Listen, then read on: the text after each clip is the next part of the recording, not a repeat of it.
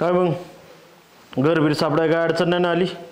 नाही, तुमचं आता गावात नाव आहे त्यामुळं कोणाला पण सांगता येते ते.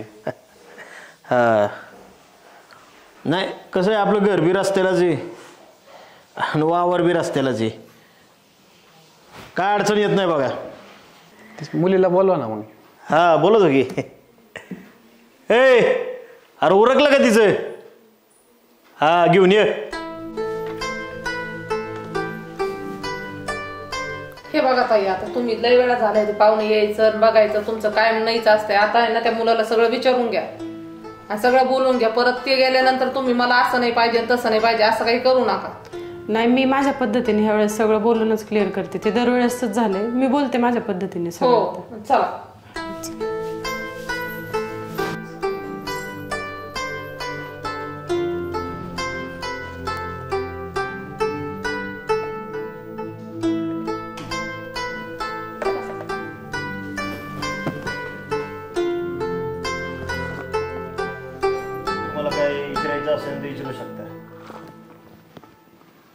चहा छान झालाय. स्वयंपाक तुम्ही स्वतः बनवताय? हो. चहा काय घेऊन बसला? एकदा जेवण करा तिच्या हातचं. हा बोट चाटून नाही चावून खाता. काय म्हणले हुशारी. नाव काय? किरण. शिक्षण काय झालंय? ग्रॅज्युएशन झालं. ग्रॅज्युएशन 15वी. तुम्ही तिचे कोण? भाऊ आहे मी तुझा. मोठे भाऊ. हा मी भाऊ, ती वहिनी, तिघच जण आहे आम्ही. आई वडील गेला आमचं लवकर, पण काय नाही चला. तुम्हाला जॉब करण्याची इच्छा आहे काय? नाही, मला नाही जॉब करायची इच्छा. जॉब कशाला करेन ती? नवरा आहे की कमावता? हा, त्याच्या नवरा कमावता असल्यावर बायकांनी आपलं घरचंच बघावं. हा मग भरपूर आहे. आता वडिलांना आम्ही शेती आहे भरपूर, तो व्यवसाय आमचा गाय आहे घरी भरपूर. मग पैसे पण चांगले आहेत, ऊस भरपूर असल्यामुळे चांगलं आहे सगळं. आणि नोकरीला वगैरे तुम्ही? नोकरी आहे, नोकरीचं काय नाही अजून. मी शिक्षण झाले पण नोकरी करीत होतो, पण घरच्यांमुळे आलो माघारी मी. तसं काय नाही एवढं. बरं तुम्हाला काय बोलायचंय का? बोलायचं असेल तर बोलून घ्या. हा, मला बोलायचंय दादा. बोलायचंय ना? हा हो चालते. ठीक. चला.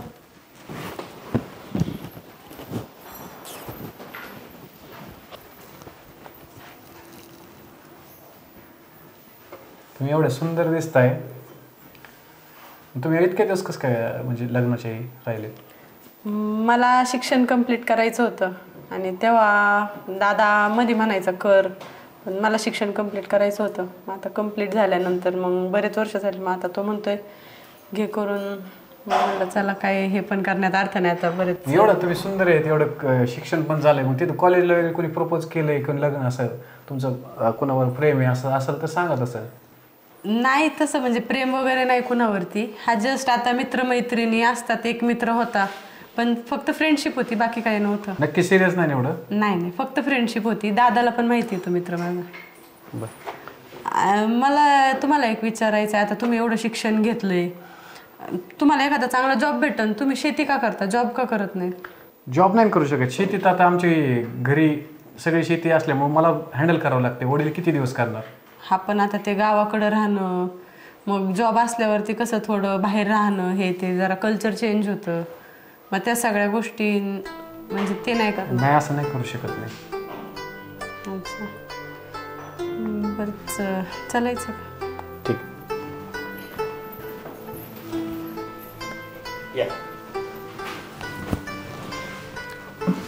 झालं व्यवस्थित बोलणं झालं? हा. काही निर्णय असेल ना तुमचा कळवा लवकरात लवकर आम्हाला. नाही, मुलगी छान आहे.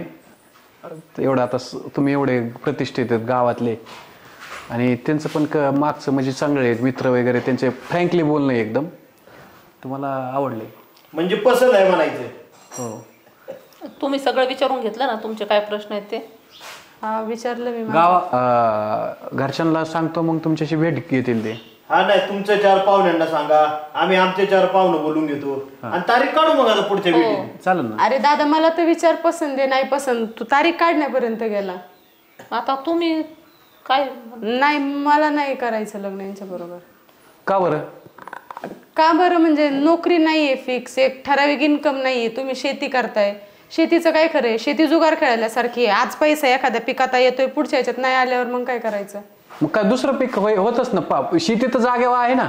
अहो पण त्याचा उपयोग नाही ना काही. एखादी नोकरी असली ठराविक, समजा नोकरीला असले तुम्ही 50,000 रुपये ठराविक महिन्याला फिक्स इन्कम येणार आहे ना, पण तसं शेतीचं नाही ना.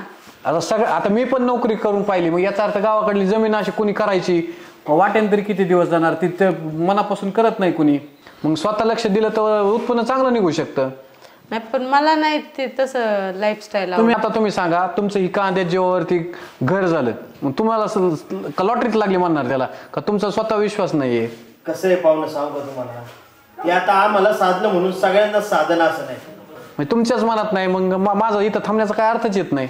नाही आमची काय हरकत नव्हती बरं का, पण आता हिची पसंती नाही म्हणलं तिच्या म्हणण्याप्रमाणे चालावं लागेल ना. आणि आमची बी इच्छा होती बरं का, चांगली नोकरी विक्री असावा, तुम्ही शिकलेलं आहे. पण जाऊ द्या, चला शिक्षण घ्यायचं आणि शेती करायची, मग काय उपयोग आहे त्याचा? ठीक आहे, काय हरकत नाही. आता मी तो नकार समजतो आणि जातो. मग आता काय, चालेल चालेल.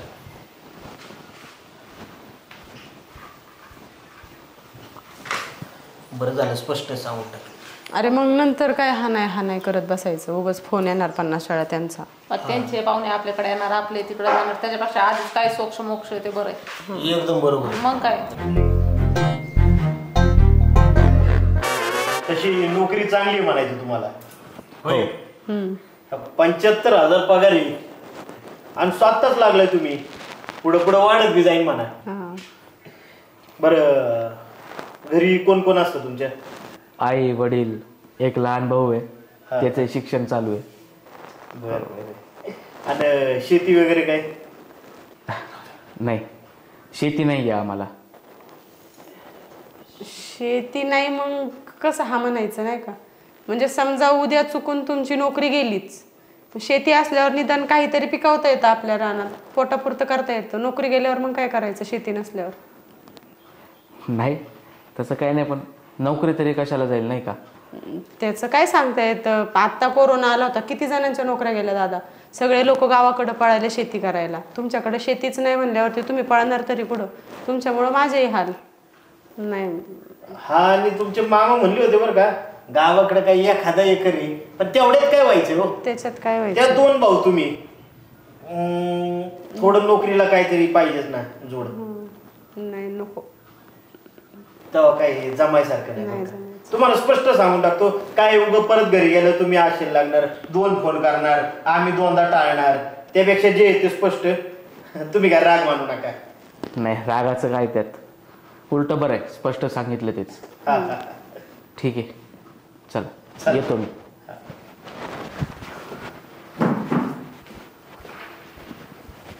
काय हो आपलेच नणंद बाईला नेमकं काय असे स्थळ येतात. सगळं असं, कोणाला एक शेती आहे तर कोणाला नोकरी आहे. आता 9थं पोरग आहे पण चांगलं दिसायला, पण केलं असतं ऍडजस्ट. शेती नोकरी एकत्र असं स्थळ येत नाही.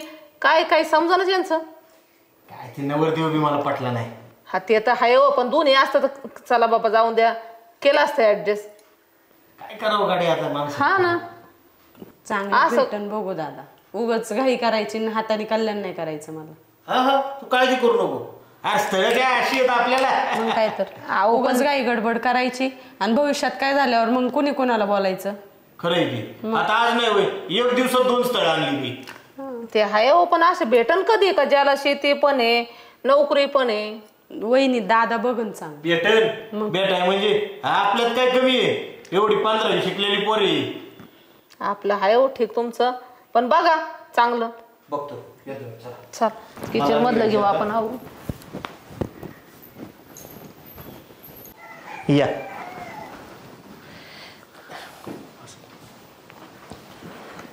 अचानकच फोन केला बरं का तुम्हाला? हा तेच म्हटलं, तुमचा अचानक एवढ्या दिवसांनी फोन आलाय. काय विषय? थोडं महत्त्वाचंच बोलायचं होतं तुमच्याशी. बोला ना. काय पाहुणं, तुम्ही माझ्या बहिणीला बघायला येऊन 2 वर्ष झाली. आम्ही पण तिच्या पसंतीने करायचं म्हणून प्रत्येक स्थळ नाकारलं.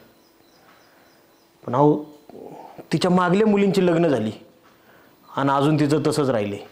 आता त्यांच्या अपेक्षाच एवढ्या आहेत, सगळं एकाच वेळी कसं होईल मला सांगा. मग मी शेती करतोय, मला ती करावीच लागणार आहे. हे बघा, ती मुलगी आहे, ती अजून बारीक आहे, तिला कळलं नाही, पण निदान आम्हाला तरी कळायला पाहिजे होतं. नाही, तुम्ही जबरदस्ती असं मला विचारत असाल तर त्यांची संमती असेल तर माझं अजून पण काय हरकत नाहीये. मी घरच्यांना जसं सांगून त्याचं काहीच नाही.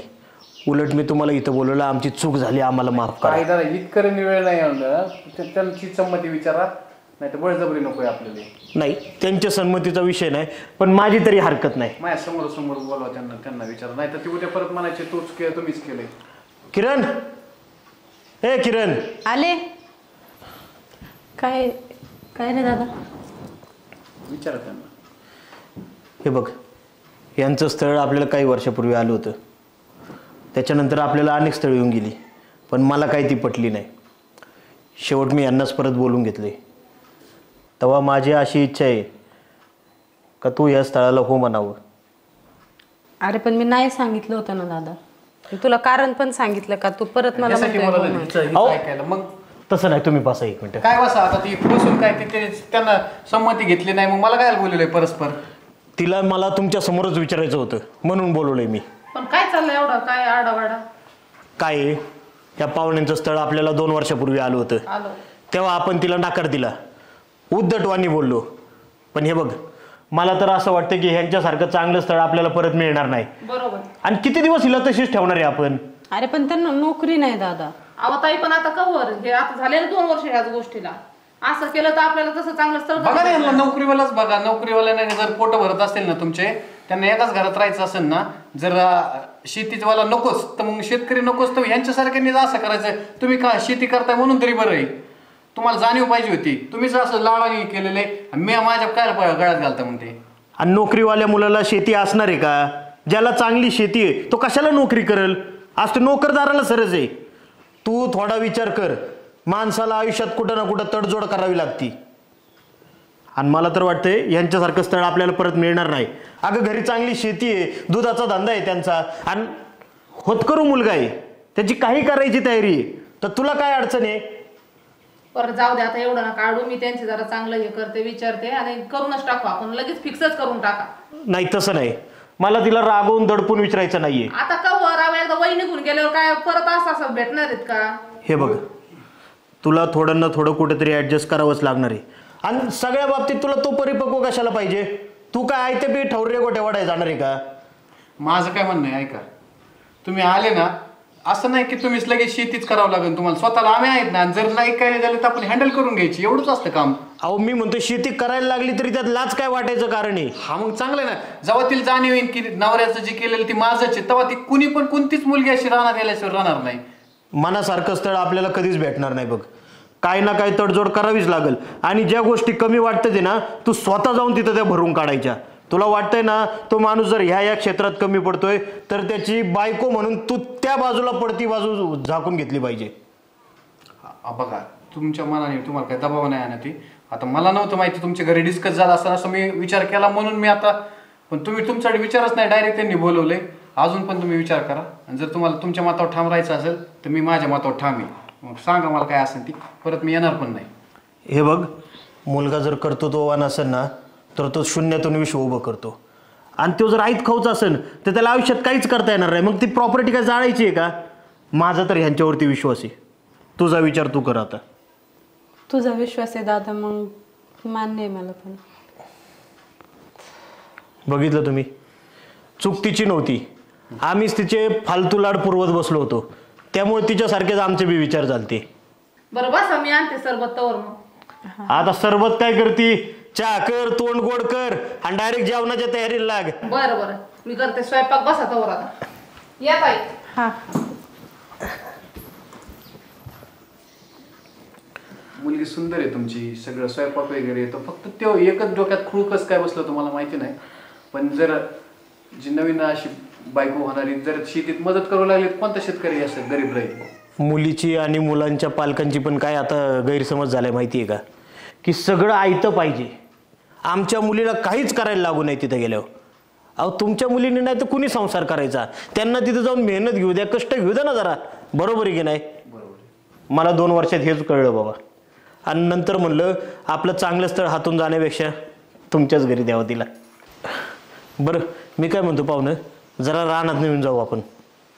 चालेल ना, तुमची बी रानात पिकं माती कशी आहे ती सगळं कळून येईल. आम्हाला बी देवाण घेऊन झाले, आम्हाला बी कळलं नेमकं काय शेती करायला पाहिजे. आणि आम्हाला बी 4 गोष्टी सांगा तुम्ही ज्ञानाच्या जरा. तुमची शेती वेगळी, आमची वेगळी आली. बरं ऐकलं का, आम्ही रानात न जाऊन येतो तवर स्वयंपाक उरक आणि चहाच राहू दे आता. बरोबर.